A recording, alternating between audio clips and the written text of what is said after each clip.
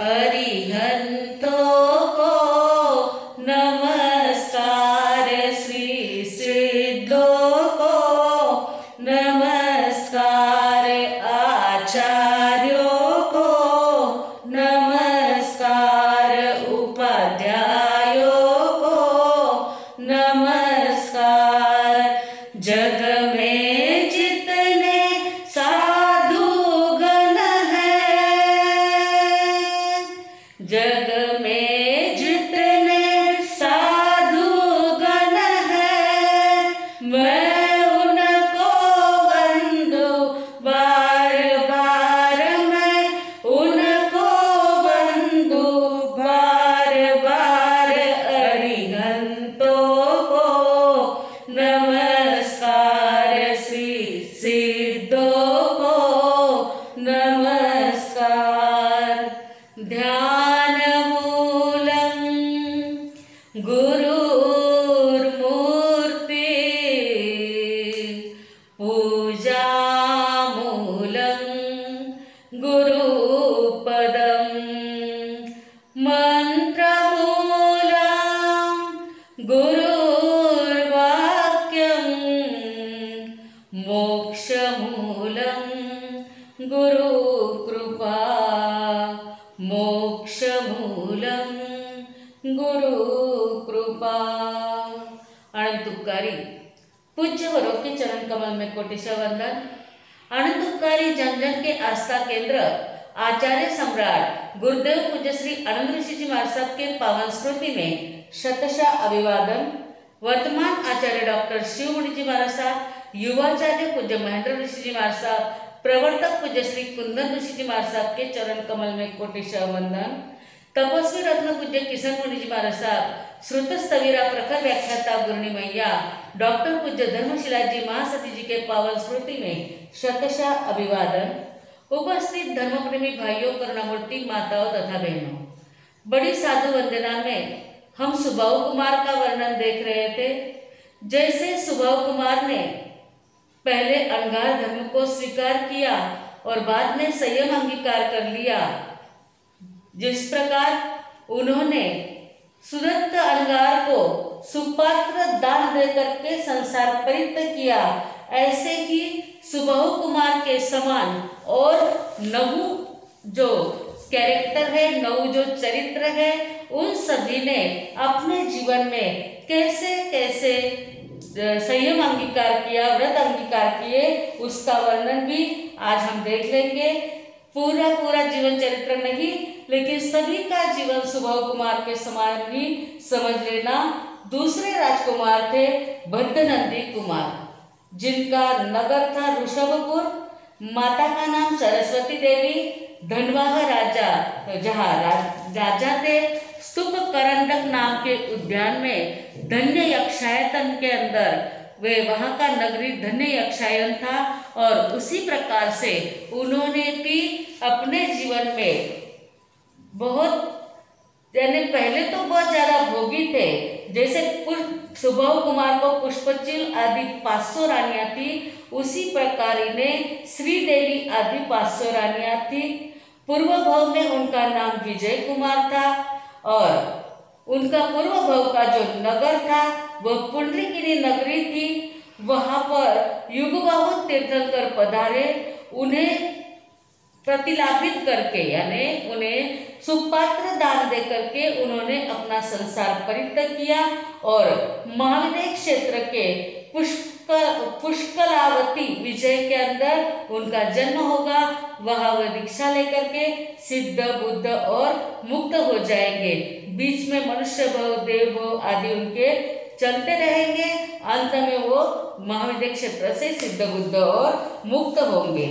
दूसरे राजकुमार है सुजात कुमार, जिनका नगर है वीरपुर नगर और उनकी माता का नाम श्रीदेवी था, पिता का नाम वीर कृष्ण मित्र था। मनोहर उद्यान के अंदर वीरसेन यक्षायतन था और उनको भी बलश्री आदि 500 पत्नियां थी। पहले जन्म में वो ऋषभ दत्त गाथापति थे।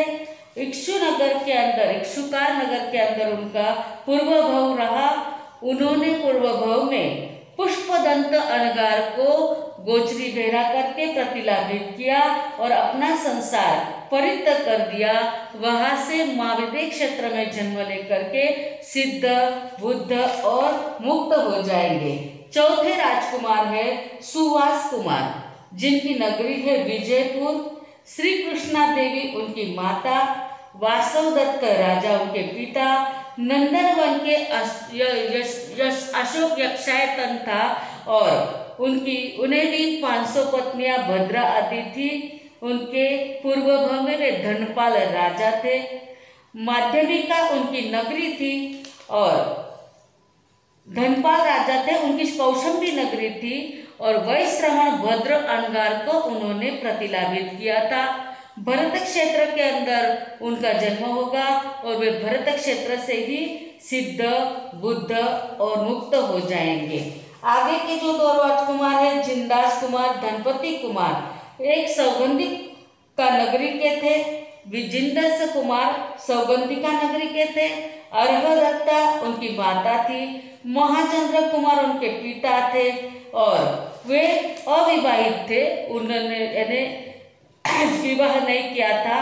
पूर्व भाव में वे मेघरथ राजा थे, शांतिनाथ भगवान वाले नहीं, दूसरे मेघरथ राजा थे और वे सुधर्मा अनगार को उन्होंने प्रतिलाभित किया और भरत क्षेत्र के अंदर उनका जन्म हुआ।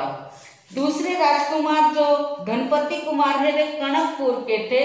श्रीदेवी उनकी माता, वैश्रवण कुमार उनके पिता थे और श्वेताशोक उद्यान के अंदर वीरभद्र यक्षायतन वहां पर अत्यंत प्रसिद्ध था। वे भी अविवाहित थे और पूर्व भाव में उनका नाम मित्र राजा था। पूर्व भाव में वह मणियाचिका नगरी में रहते थे।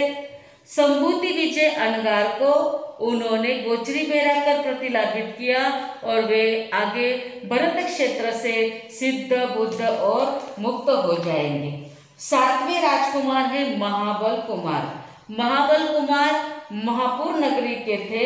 उनकी माता सुभद्रा देवी थी, पिता महाराजा बल थे और वे रक्तशोक उद्यान के अंदर रक्तपात यक्ष वहां पर रहता था। उसी नगरी के वे रक्तवती आदि 500 रानियों के साथ में उनका विवाह हुआ था और पूर्व भाव में उनका नाम नागदेव गाथापति था।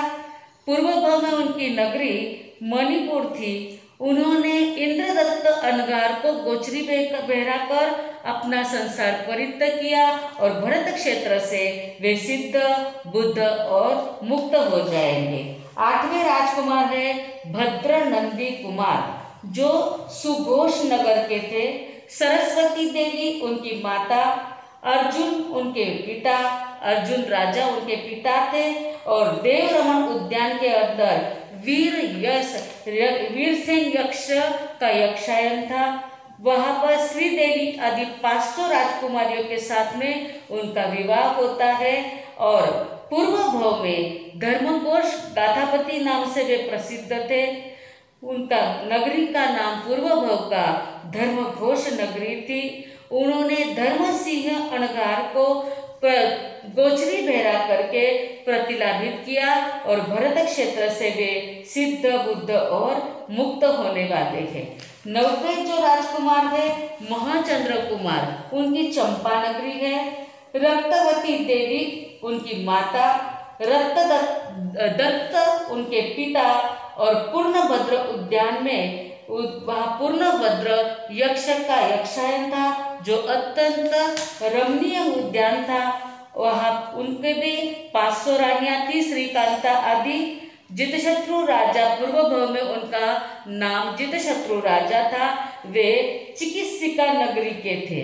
उन्होंने धर्मवीर अंगार को गोचरी बेरा कर प्रतिलाभित किया और वे भरत क्षेत्र से सिद्ध, बुद्ध और मुक्त हो जाएंगे। 10वें जो राजकुमार है उनका नाम है वरदत्त कुमार, जो साकेत नगरी के थे। श्रीकांता उनकी माता, मित्रनंदी राजा उनके पिता थे। उत्तर कुरु उद्यान के अंदर पार्श्वभृग यक्ष यक्षायतन अत्यंत रमणीय था। उनके भी 500 रानियां थी वरसेना आदि 500 रानियां, विमल वाहन उनके पिता पूर्व भव में वे विमल वाहन नाम से प्रसिद्ध थे और पूर्व भव के उनकी नगरी का नाम शतद्वार नगरी थी। उसके बाद में उन्होंने धर्मरुचि अणगार को प्रतिलाभित किया था और वे आगे देवलोक, मनुष्य देवलोक आदि जन्म करते हुए अंत में भरत क्षेत्र से सिद्ध, बुद्ध और मुक्त होंगे। इसका विस्तृत वर्णन सुखविपाक सूत्र में भी आपको देखने को मिल जाएगा।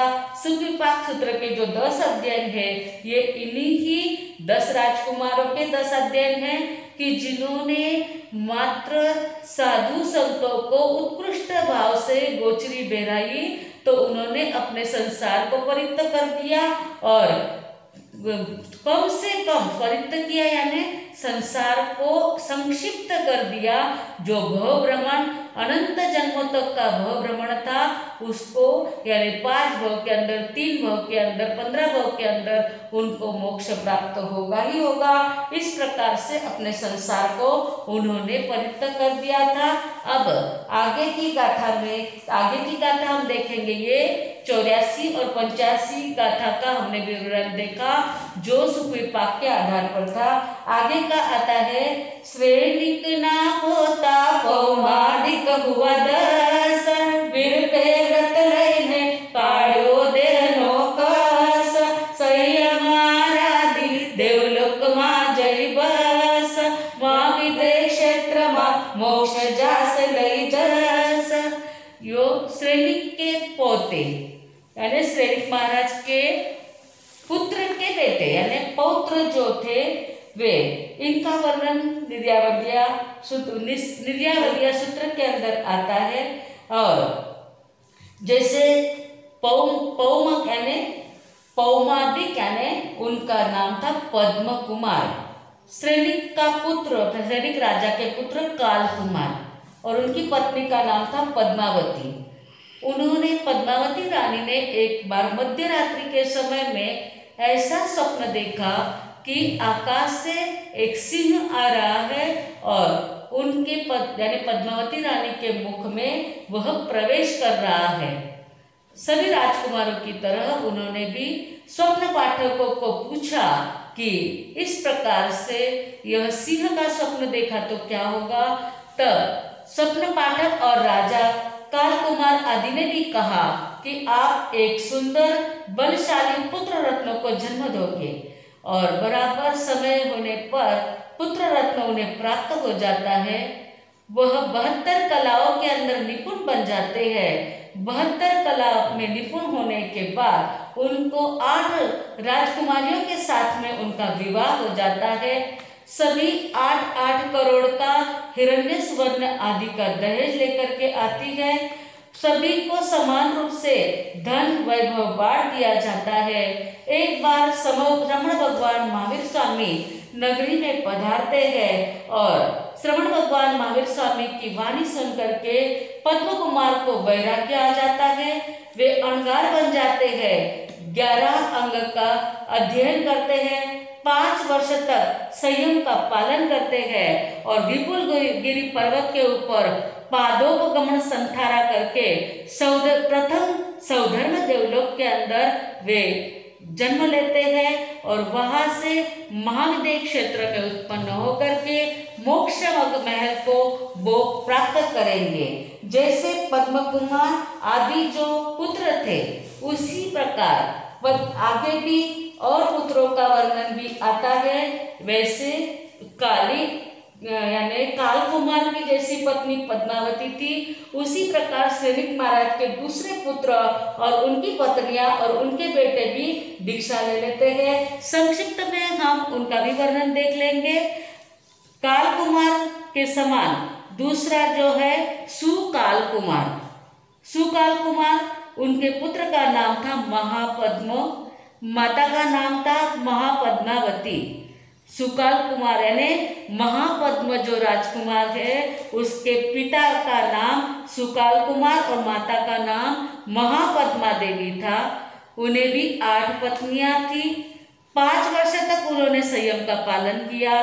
1 मास का संधारा किया, 11 अंग का अध्ययन किया और बाद में अंत में जैसे काल कुमार सौधर्म देवलोक में उत्पन्न होते हैं, वैसे ये महापद्म कुमार ईशान कल्प देवलोक में उत्पन्न होंगे और वहां वे 2 सागरोपम से अधिक आयुष्य को प्राप्त करेंगे। तीसरा कुमार है, ये भी श्रेणिक महाराज के सभी पोते ही है, बेटे अलग अलग है, उनकी पत्नियां अलग अलग है, पुत्र भी अलग अलग है। तो इस प्रकार से जो भद्र राजकुमार है उसकी माता का नाम भद्रा है और महाकाल कुमार उनके पिता का नाम है। 8 पत्नियों के साथ में उनका विवाह हो जाता है। यह संयम पर्याय का पालन 4 वर्ष तक करते हैं। अंत में 1 मास का संधारा करके सनत कुमार कल्प के अंदर उनका जन्म होता है। सभी राजकुमार 11 अंग का अध्ययन करते हैं और सैनिक महाराज के पोते होते हैं। चौथे राजकुमार जो है सुभद्र कुमार, उनकी माता का नाम सुभद्रा है, उनके पिता का नाम कन्हा कुमार है। उन्हें भी 8 पत्नियां, 4 वर्ष तक संयम का पालन किया। अंत में 1 मास का संधारा करके महेंद्र कल्प के अंदर वे उत्पन्न होते हैं।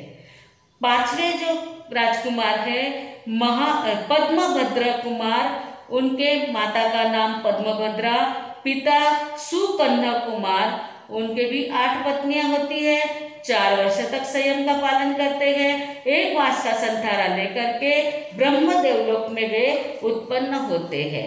6ठे राजकुमार है पद्मसेन कुमार। पद्मसेन कुमार के पिता का नाम है पद्मसेना, उनकी माता का नाम है पद्मसेना, पिता का नाम है महाकन्हा कुमार। उन्हें भी 8 पत्नियां थी। 3 वर्ष तक वे संयम का पालन करते हैं। 1 मास तक संलेखना संधारा करके और लांतक देवलोक के अंदर उनका जन्म होता है। 7वां राजकुमार है पद्मगुल्म, उनके माता का नाम पद्मगुल्मा, पिता का नाम वीरकन्हा कुमार। 8 पत्नियों के साथ उनका भी विवाह होता है। 3 वर्ष तक वे संयम का पालन करते हैं। 1 मास का संधारा करके महाशुक्र विमान में उनका जन्म होता है। 8वां राजकुमार है नलिन गुल्म, उनकी माता का नाम नलिन गुल्मा, पिता का नाम रामकन्हा कुमार। उनका भी 8 पत्नियों के साथ में विवाह होता है। 3 वर्ष तक संयम का पालन करते हैं। 1 मास का संलेखना संधारा करके सहस्त्रा कल्प के अंदर उनका जन्म होता है।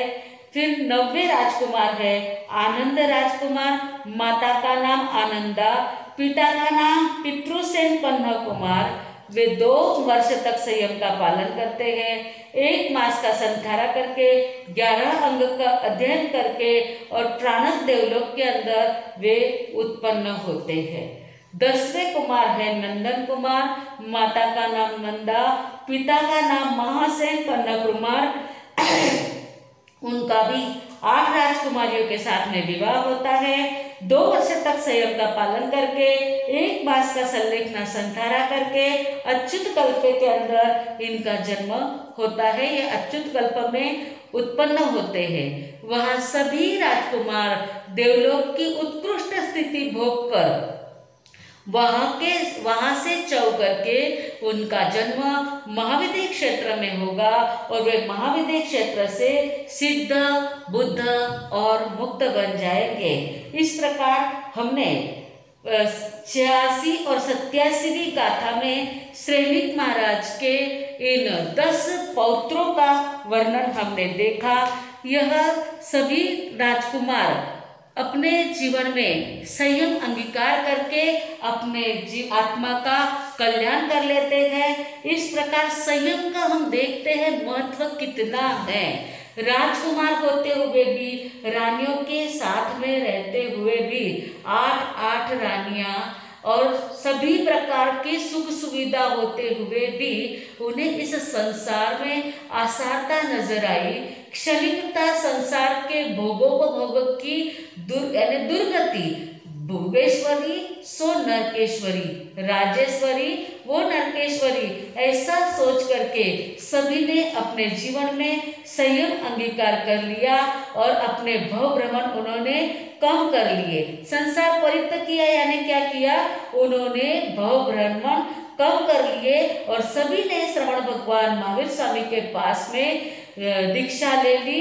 ऐसे 10 कुमार, जो पहले सुभाव कुमार आदि 10 राजकुमार और ये श्रेणिक महाराज के पोते 10 राजकुमार, इन 20 राजकुमारों का वर्णन हमने देखा है।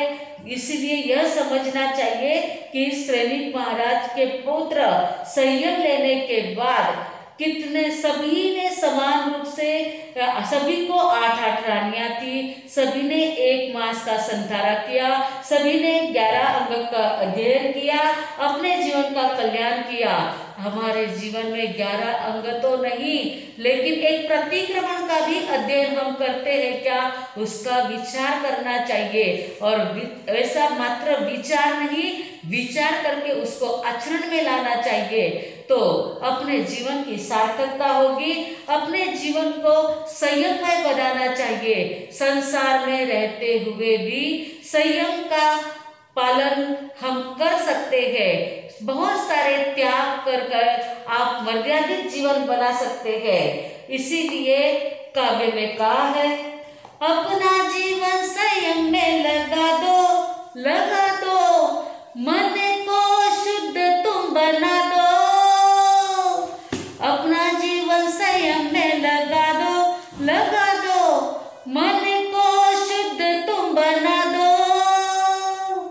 अपनी जीवन नैया को तुम पार लगा दो। जय हो संयम जीवन की, जय हो त्यागी जीवन की। मानव जीवन पाए हैं हम आत्म ज्योत जगाने, 4 गति के चक्कर से जल्दी मुक्ति पाने। तज दो तुम ममता को, समता में मन लगा दो। जय हो अपना जीवन संयम में लगा दो, मन को शुद्ध तुम बना दो। अपने जीवन नैया को तुम पार लगा दो। जय हो त्यागी जीवन की, जय हो वैरागी जीवन की। पुण्य उदय से पाए गए मानव का यह चोला, संयम ज्ञान दर्शन से मोक्ष द्वार है खोला। धर्म से आत्म को उज्ज्वल में तुम बना दो।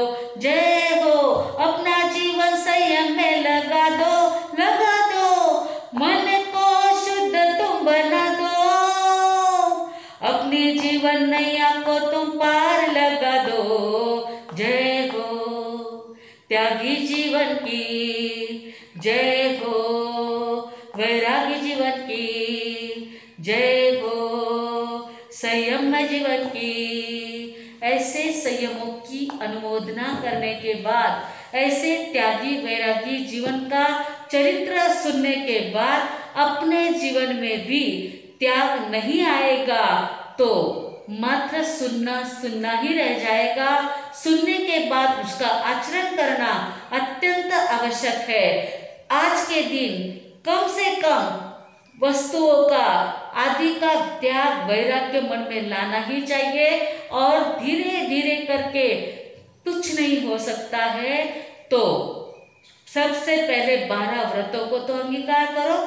12 व्रत अंगीकार करने के बाद ही आप सच्चे श्रावक कहे जाओगे। और जिस प्रकार सुभाव कुमार आदि 10 कुमारों ने सभी संतों को सुपात्र दान दे करके अपने संसार को परित्यक्त किया, संक्षिप्त किया, संसार घटाया, उसी प्रकार साधु संतों की सेवा करके, साधु संतों के चरणों में अपना जीवन समर्पित करके आत्मा का कल्याण करना है। बोलो भगवान महावीर स्वामी की जय। आज के प्रश्न, पहला प्रश्न है, संसार परित्यक्त किया यानी क्या किया? संसार परित्यक्त किया यानी क्या किया, यह पहला प्रश्न है। दूसरा प्रश्न, आज के प्रवचन में कितने राजकुमारों का वर्णन है, आज के प्रवचन में कितने राजकुमारों का वर्णन है, ये दूसरा प्रश्न। तीसरा प्रश्न है, श्रेणिक के पौत्र में संयम लेने के बाद क्या समानता है, क्या समानता थी संयम लेने के बाद श्रेणिक राजा के पौत्रों में। यह 3 सवाल के जवाब रोजाना की तरह आपको दे देने हैं। आज के सामूहिक पचकान, भोजन के पहले 5 नवकार मंत्र गिनना, भूल जाओ तो दिन भर में 11 नवकार मंत्र गिनना, और आज गाजर का हलवा या गाजर से बनी चीज़ कुछ भी नहीं खाना, यानी आज गाजर का ही त्याग है, यह एक नियम रहेगा। बड़े महाराज साहब अभी आपको पचकान कराएंगे, उसके बाद मंगल पाठ। भोजन के पहले 5 नवकार मंत्र गिनना, भूल जाओ तो 11 नवकार मंत्र दिन भर में कभी भी गिन लेना। आज गाजर का हलवा या गाजर से बनी हुई कोई भी चीज नहीं खाना। धारणा प्रमाणे उपयोग से पचकान। ओ श्री गुरुदेव गुरुजी महाराज साहब की आज्ञा से चतारी मंगलम, अरियंता मंगलम, सिद्धा मंगलम, साहु मंगलम, केवली पणात्तो धम्म मंगलम, चतारी लोगुत्तमा, अरियंता लोगुत्तमा, सिद्धा लोगुत्तमा, साहु लोगुत्तमा, केवली पणात्तो धम्म लोगुत्तमो, चतारी शरणं पवज्जामि, अरियंते शरणं पवज्जामि, सिद्धे शरणं पवज्जामि, साहु शरणं पवज्जामि, केवली पणात्तम धम्मं शरणं पवज्जामि। 4 शरणा, दुख करना, सुख करना, आनंद करना, मंगल करना, सकल कार्य सिद्ध करना, और शरणों कोई, जो भविक प्राणी आदरे तो अक्षय अविचल पद होय। बोलो भगवान महावीर स्वामी की जय।